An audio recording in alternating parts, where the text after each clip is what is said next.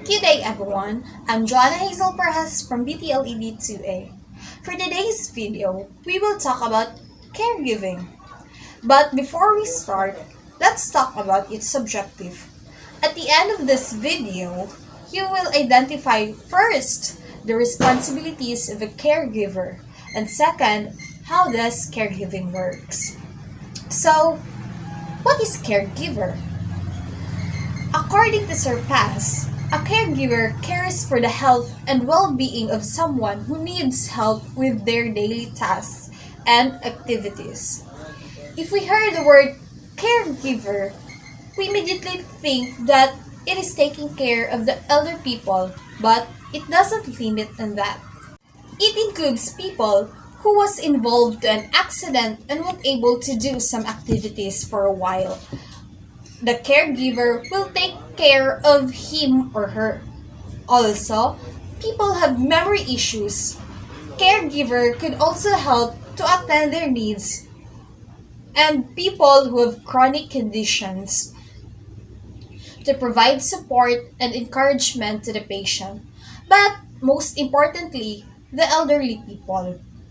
Being a caregiver has a lot of responsibilities to follow.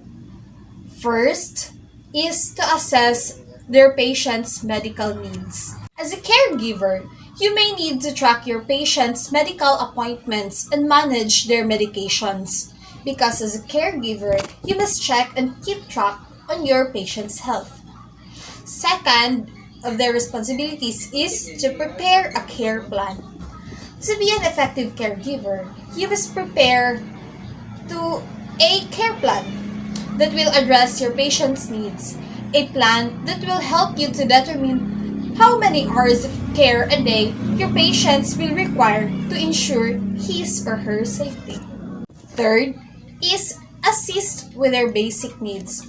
As a caregiver, you should help your patient to attend their basic needs because some of them has difficulty to do it by themselves. This includes bathing, eating, toileting, or even grooming. Fourth is help them with in their housekeeping. Sometimes the family of the patient won't be able at home since they also need to work.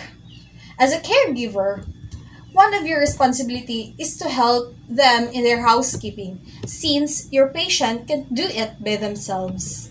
Fifth is monitor their medications. As a caregiver, it is important to keep track on your patient's medication list. Understanding every prescriptions, whether your patient takes the right or the proper amount of dosage they needed in their medications. Six is to prepare meals. Taking care of a patient includes preparing their meals, of course. Since your patient can do it by themselves, you need to monitor the food that they eat to ensure their proper nutrition. Seven is assist with transfer and mobility.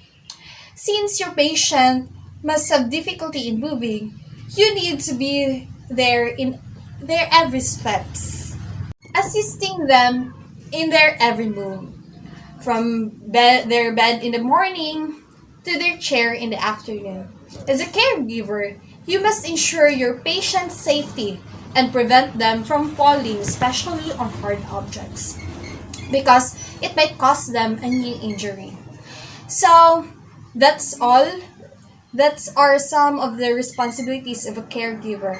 So in this video, we realize how hard to be a caregiver, taking care of someone and doing almost everything for them. A caregiver is a job that is very tiring or exhausting, but knowing that you help someone who really needs help and seeing them smile is a nice thing to see. And also, practically, this caregiving thing is a job that also you can earn a real money. So that would be all. Thank you.